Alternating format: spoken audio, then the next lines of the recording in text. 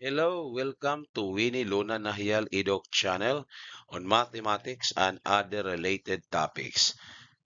In this video, we have set 4 of short exercises with solutions for licensure examination for teachers. If you like this video, please share and subscribe for more upcoming similar contents. First problem, if a student has an average of 76% in his first 2 tests and has an average of 85% in the next 4 tests, what is his final average in all 6 tests? A. 50.5%, B. 82.5%, C. 82%, D. 81.3%. Solution. To get the final average, we have 72 times 2 plus 85 times 4 all over 6 because there are 6 tests. Then 76 is multiplied by 2 because this 76 is the average of the first 2 tests, and 85 is multiplied by 4 because 85 is the average of the 4 tests. So getting the result at the numerator divided by 6, the final average is equal to 82. Hence, the answer is C. Next problem. Julia is a saleswoman. She's paid a salary of 3,000 pesos a week plus 2% commission on sales over 4,000 pesos. Find her gross pay for a week in which her sales are 9,500. A. 3,210. B. 3,250. C. 3,110. 3. D. 3,190. Solution. So gross pay is equal to 9,500 minus 4,000 because the commission is taken from those sales over 4,000. So the the the amount in which the commission is to be multiplied is 5,500. So we have 3,000 the salary plus 2% of 5,500, we get 3,110. Therefore, the answer is C. Next problem.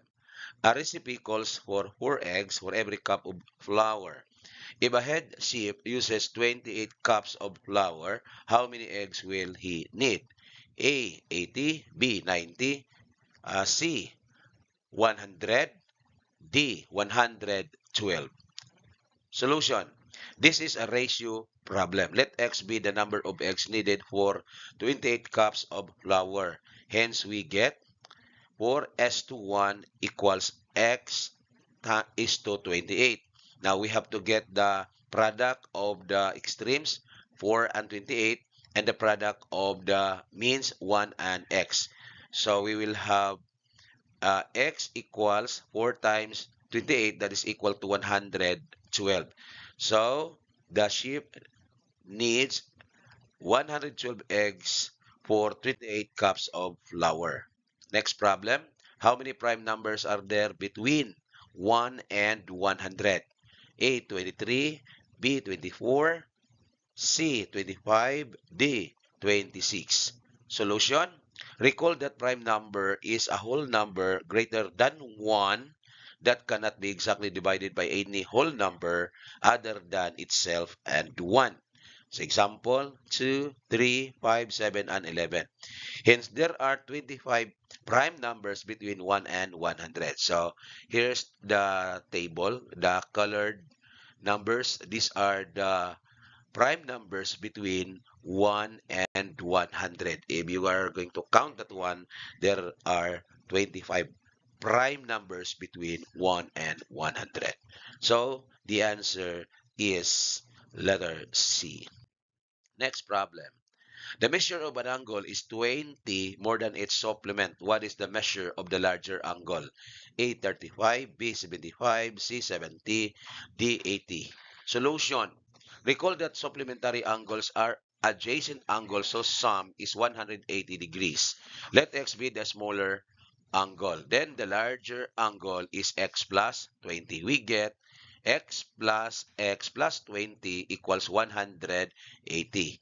So adding x and x, you have 2x plus 20 equals 180. Then we subtract both sides of this equation by 20, so that only 2x is left at the right, at the left side. So we have 2x equals 180 minus 20.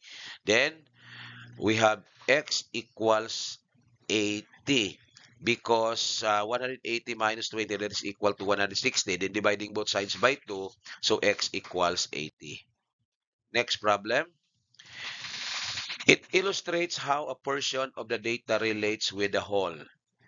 A. Pie graph, B. Bar graph, C. Line graph, D. Rectangle graph. Answer: recall that line graphs are used to track changes over time and long periods of time. Bar graphs are used to compare things between different groups or to track changes over time. Pie charts can be used to show percentages of a whole and represents percentages at a set point in time. Unlike bar graphs and line graphs, pie charts do not show changes over time. Okay, next. What is the largest prime number less than 100? A. 91, B. 93, C. 97, D. 99.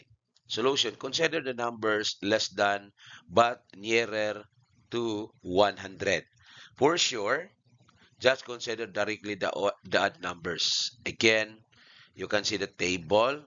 Our goal here is to determine the largest prime number less than 100. So from 100, let's go down. That is equal to 97. So that is letter C. How long will it take Alex and Ben together to finish a job which can be done by Alex alone in 2 days and Ben alone in 4 days? A. 3 days, B. 2 days, C. 2.5 days, D. 3/4 days. Solution. Work problem can be solved using the formula T over A plus T over B, where T stands for the time working together, and A, the time for person A working alone, and B, for person B working alone. Now, X, be the number of days to finish the job together. Hence, the equation can be formed.